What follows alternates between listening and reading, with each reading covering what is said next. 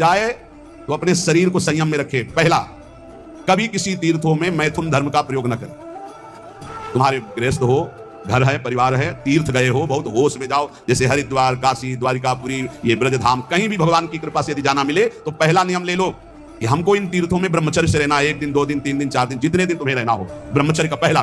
दूसरा, कोई ऐसा कार्य तुम्हारे हाथ से न बन जाए, हाथ पैर अहंकार संभाल के तीर्थ में। संत कलि रंकन जानती, अभिमानी गर्विष्ठ लोभ मद मत अगाधा, दुष्ट परिहरो दूरी भजत भज श्री हरि राधा। धामों में, तीर्थों में ऐसे भगवान के लाडले घूमते हैं जिनको तुम समझोगे पागल हैं, जिनको समझोगे भिखमंगे हैं, जिनको समझोगे ये भूल कभी न करें तीर्थों में जाके किसी भिखारी, किसी पागल, किसी को कमजोर समझकर कि आप मार दें, पीट दें। पहली बात, किसी भी तीर्थ में जाकर मैथुन धर्म का प्रयोग न करें। गृहस्थ किसी भी तीर्थ में जाकर किसी को गरीब या भिक्षुक या भिखारी को समझ करके कह रहे ये तो ऐसे ही, कहीं आप उनकी अवहेलना न कर दें, उनके ऊपर हाथ न उठा देने, सारे सुकृत चले जाएंगे। और कह रहे जो तीर्थ सेवन का फल प्राप्त करता, तीर्थों में जो बटता उसे नहीं पाना चाहिए। प्रतिग्रह शून्यम। अगर जैसे हलवा पूरी परिक्रमा में बट रहा है या कहीं बट रहा है, बोले ये प्रभु का प्रसाद है, आप ले लीजिए, प्रणाम करो। आपको ये नहीं कि दबा के हलवा पाए, परिक्रमा किए हो, आप आए हो गृहस्थी में, बिल्कुल आपको किनका नहीं लेना। किनका लेना है? राधा रमण जी के मंदिर में, राधा वल्लभ जी के मंदिर में, बिहारी जी के मंदिर में, वहां बट रहा है तो आप किनका ले लीजिए। रोड में बट रहा है, संसार में बट रहा है, ये सुकृत और पुण्य के लिए ये प्रतिग्रह है, गृहस्थी को नहीं लेना चाहिए। विरक्त को भिक्षान की अगर उसका बहुत मौज आई है तो एक ही से ले लो, फिर वो उस दिन दूसरे से कुछ मत लो, वही पाकर अपना गुजारा करो। मान लो हलवा बट रहा है तो 1 दूना ले लिया और 1 दूना से गुजारा करो तो तुम्हारा भजन बच जाएगा। विरक्त को, गृहस्थ को तो बिल्कुल नहीं लेना चाहिए। शास्त्र सम्मत बात पहले भी बताई थी, अब भी कह रहे कि प्रतिग्रह दुपाव्रतः संतुष्टो येन केनचित्। जो तुम्हारा धर्म पूर्वक चना चमेना है उससे गुजारा करो, तीर्थयाटन करो, परिक्रमा करो, भजन करो, उपवास करो, जैसे बने अपने धन का प्रयोग करो। दूसरों का कहीं दान प्रतिग्रह आश्रमों में खाना ये नहीं। अगर आश्रम में प्रसाद पाया, आपको लगता है मैं अगर ये प्रसाद पाता तो 100 रुपया लगते, तो वहां 110 रुपया वापस दो, क्योंकि बनाया भी है उन्होंने और पवाया भी है, इसलिए उनको 10 रुपया और ज्यादा दो। गृहस्थी में कभी किसी का प्रतिज्ञा तीर्थों में ना ले तो उसको तीर्थ का फल प्राप्त होता है। और कहीं किसी तीर्थ में जाकर किसी तरह के अहंकार का प्रयोग न करें, अहंकार प्रदर्शन न करे, बल का, धन का, ऐसे अहंकृत न करे।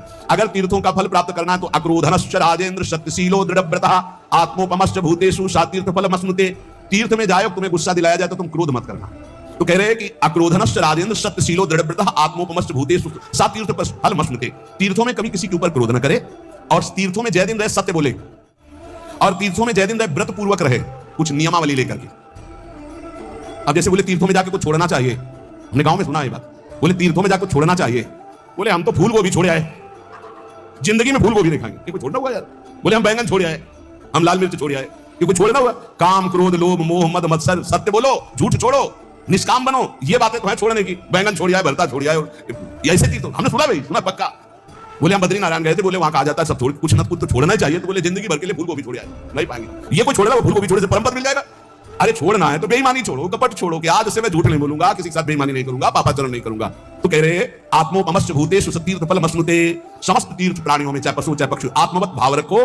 कोई पापाचरण तीर्थ में ना हो, किसी का दान तीर्थ में स्वीकार न करो, तीर्थों में व्रत रखो, क्रोधहीन व्यवहार हो, सत्यवादी बनो जितने दिन तीर्थों में, तो आपका तीर्थ फल सुरक्षित रहेगा। और जिसका तीर्थ फल सुरक्षित रहता है उसका अध्यात्म उठने लगता है, अध्यात्म भाव में उसका भाव उठने लगता है। इसलिए उपासक को चाहिए कि अगर भगवत तीर्थों में वास मिल रहा है, भगवत तीर्थों में है, तो बहुत सावधान होकर रहे, क्योंकि तीर्थों का पाप भी कई गुना बढ़ के होता है, पुण्य भी कई गुना बढ़ के होता है। तो आज के सत्संग का सार, भगवत मार्ग में चलकर नाटक ना करे, भगवत मार्ग में चलकर केवल भगवान के रिझाने के लिए सब कुछ करे, जो नाचना, गाना, कथा, कीर्तन, भगवत भाव, ये प्रभु को रिझाने के लिए। अगर हम तीर्थों में जाएं तो ठीक से आचरण करें, जैसा वर्णन किया गया। जीवन में सिद्धांत समझ ले, भोगों से कभी शांति नहीं मिलती, तृष्णा, सब कुछ पुराना हो जाता है लेकिन वो नई बनी रहती है। इसलिए हम नाम जप के द्वारा, सत्संग के द्वारा अपने अंतःकरण को निर्मल करके इसी जन्म में भगवत प्राप्ति करें। शेष आगे श्री राधा।